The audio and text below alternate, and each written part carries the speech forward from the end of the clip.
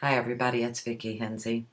I thought today we'd have another little informal chat with writers, particularly, but with anyone who's interested.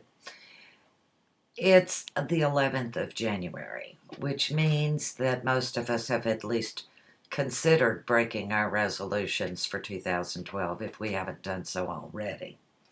And I wanted to talk a bit about that today. Resolutions can be a real challenge. You start out with all of the best intentions for all of the best reasons, and then it becomes work very quickly. The average person lasts about 2 to 3 weeks. So we need to do something to better our odds for success. I have two suggestions I'd like to recommend. The first is really just an outlook or a mindset that it may help you to take on. And that is, ask yourself if at the end of this year, at the end of 2012, when you are considering the resolutions that you will make for 2013, are they going to be the same ones that you made this year, at the end of 2011, getting ready for 2012? If so, and you're okay with that, you don't have any heartburn over it or any disappointment or regret, then fine.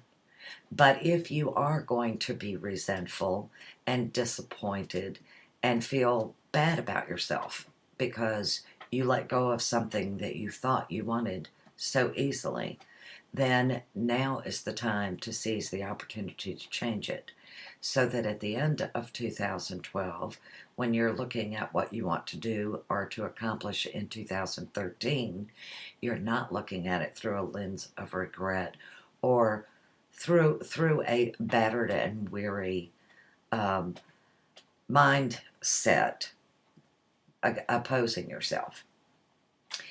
Write your resolutions down and put them in a place where you see them often, not just in the morning on the bathroom mirror, but where you see them throughout your day. For example, I do a journal every day. And in my journal, I list all of the things that I do each and every day. Well, the first 3 pages in my journal are my list of accomplishments that I want to work toward in this year. Every time I go to enter something in that journal, which is all day, every day, I see that list. Every time, first thing in the morning, last thing at night, I'm looking at that list continually. Now, the reason that that's a good thing and not a bad thing is because if we put our resolutions in a drawer, it's easy to ignore them. If they're in our face all the time, it's not so easy to ignore them. And every time we see them, we have to acknowledge, yes, I am doing something to work toward making those resolutions a reality in my life, or yes, I am choosing to ignore those resolutions and not doing a thing to make them a reality in my life. That's your personal responsibility. Whether you do or do not is your choice. And, far be it, nobody should judge you for it.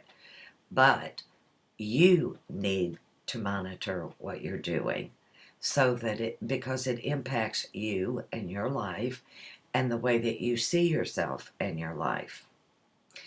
The second thing is many years ago I wrote a book called The Common Sense Guide for Life. I really wrote it for my kids, but because I didn't have a huge platform, I couldn't get it published.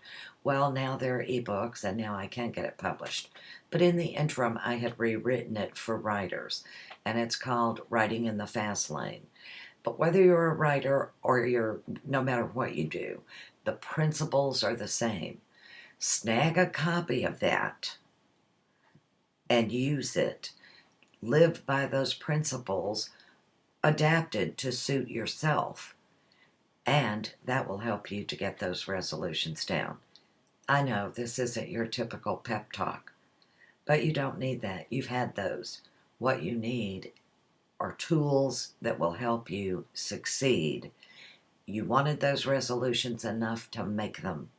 You had very logical, credible reasons for doing so, I am sure. Now we have to use tools that can help us keep them. And in that, I wish you well. Read the Writing in the Fast Lane or Limping in the Fast Lane. Read or do a journal or a priority list of your resolutions where you see them all day, every day, so that they stay in your mind and get your focus. What you give your attention and what you put your mind to and focus on is where the rest of you is going to follow. Have a great 2012, and I'll be well and back to blogging soon. Blessings.